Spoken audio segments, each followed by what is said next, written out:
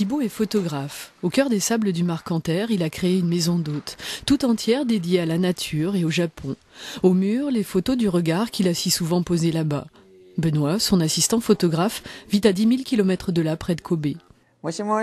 Il raconte les incertitudes liées aux fuites nucléaires, les milliers de personnes évacuées, mais aussi la façon dont un pays tout entier affronte l'un de ses plus grands drames, sentiments mêlés de calme et de fatalité. La plupart prennent le dessus, vont chercher leur maison qui a été déportée par l'eau ou complètement détruite. Enfin, ils essayent de retrouver des traces de leur vie passée, récupérer le maximum de ce qu'ils peuvent trouver.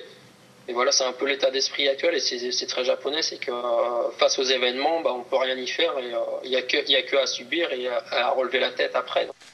Thibaut envisage un départ rapide pour le Japon, pour le lien qu'il a tissé avec ce pays, mais aussi pour accompagner de ses photos le sursaut qui va suivre, avec encore en tête la vitesse à laquelle la ville de Kobe avait été reconstruite après le tremblement de terre qui l'avait dévastée il y a 15 ans. Fascination et étonnement devant une manière collective de surmonter le désastre.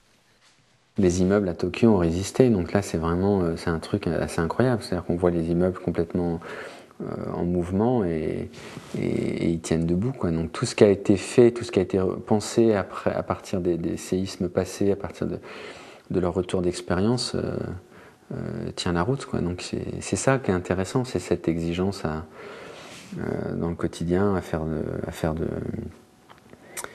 aller plus loin, quoi. Témoin, il le sera avec son esthétique, ses exigences extrêmes, dans un art de la photo qui, hélas, devient rare dans la presse magazine.